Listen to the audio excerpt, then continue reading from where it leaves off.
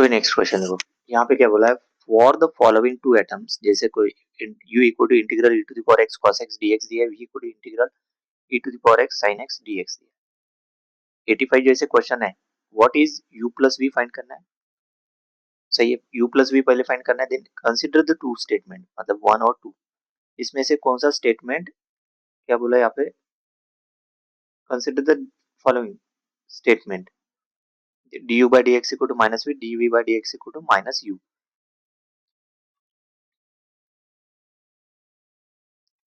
विच statement holds, मतलब only correct. सही है, इन जनरल यहाँ पे डेफिनेशन के हिसाब से देखा मैंने, यहाँ पे type on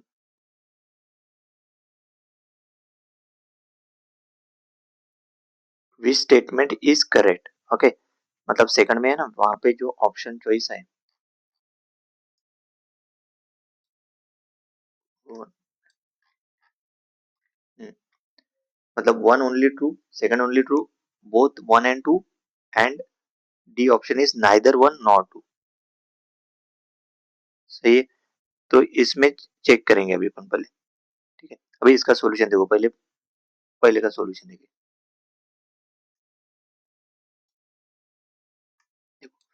we are given two indefinite integral u and v, u given दिया है एग्जांपल में, यू और वी गिवन दिया है।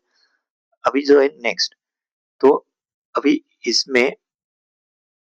पे आना चाहिए था which of the following is correct, है ना, मतलब इसमें चेक करना है अपने को, विच ऑफ द फॉलोइंग 86 यहाँ पे प्रिंट होना चाहिए था, which of the following is correct, है ना। तो देखो ये u और v गिवन दिया, the derivative are defined by integral du by dx equal to e to the power x into cos x, ये इंटीग्रल है तो इंटीग्रल उधर गया तो derivative, dv by dx equal to e to the power x sin x। So what is u plus v equal to, we calculate u plus v by combining the integral, तो u plus v equal to this integral u plus v integral v, integral common निकालो e to the power x cos x plus e to the power x sin x dx, तो ये integral e to the power x cos x plus sin x dx, we examine the derivative of e to the power sin x using the product rule, so d dx of e to the power x sin x क्या होता है, d dx of e to the power x इन एक bracket में sin x plus e to the power x d dx of sin x, product rule, है ना। Product rule कैसे आता है वो, ये d dx of,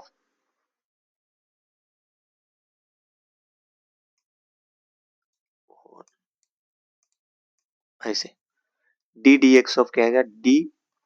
dx of uv equal to u dash v plus v dash u, तो यहाँ पे u उस हिसाब से देखो, है ना, देखो u v सेपरेट कर दिया, derivative of e to the power x, और यहाँ पे derivative of sin x, simplify करने के बाद इसका क्या है, e to the power x sin x plus cos x, वही आता है डेरिवेटिव, है ना, मतलब e to the power x sin x का क्या है, e to the power x sin x plus cos x जो यहाँ पे दिया, क्लियर है। मतलब देखो derivative of e to the power x sin x क्या क्या आता है, e to the power x sin x plus cos x, तो derivative of e to the power sin x matches the integrand u plus v, मतलब इसका जो derivative लेंगे तो ये e to the power x cos x plus sin x है ना, देखो ये derivative of e to the power x sin x का डेरिवेटिव क्या आ गया, ये आ गया यहाँ पे जो दिया है, तो derivative of u plus v क्या आ जाएगा, d d x of u plus v, यहाँ पे इंटीग्रल उधर गया तो डेरिवेटिव होता है, this is again e to the power x cos x plus sin x, देखो राइट हैंड साइड सेम,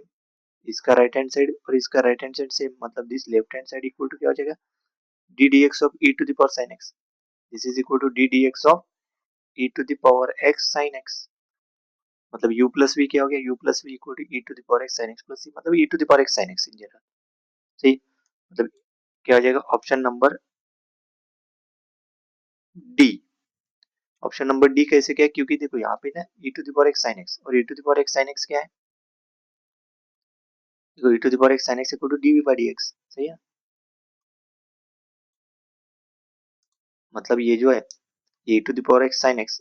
क्या है v, so dv by dx, मतलब दिस इज इक्वल टू क्या आ गया, dv by dx, सही है, option number D is correct, dv by dx, u plus v equal to dv by dx, option number D is correct, clear है। अभी next, next इसमें क्या करना है क्वेश्चन में, अभी यहाँ पे u plus v equal to option number D आ गया, देन कंसीडर द फॉलोइंग, अभी देखो फॉलोइंग देखो, du by dx equal to minus v और dv by dx equal to minus v, अभी टेस्ट करो statement one, du by dx equal to minus v, statement one holds then e to the power x cos x equal to क्या हो जाएगा minus v, क्योंकि du by dx कह दिया e to the power x cos x, तो सो v equal to क्या हो जाएगा minus e to the power x cos x. We check the derivative of this proposed v and compare it to the required derivative dv by dx. dv by dx equal to e to the power x sin x given दिया है, तो देखो इसका derivative क्या आ जाएगा minus e to the power x cos x. इसको simplify किया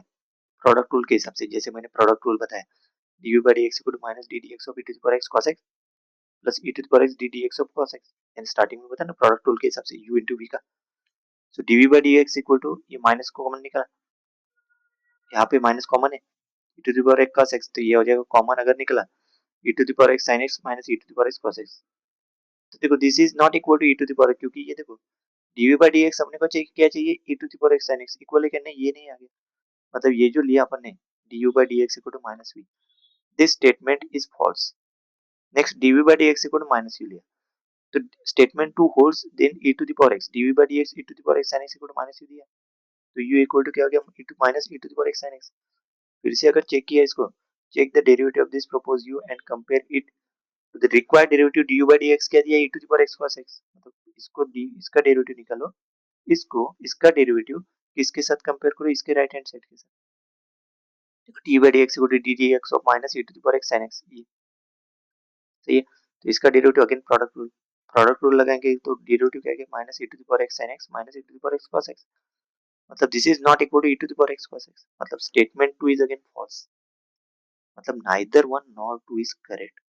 So correct option number D, neither one nor two. Clear? Next.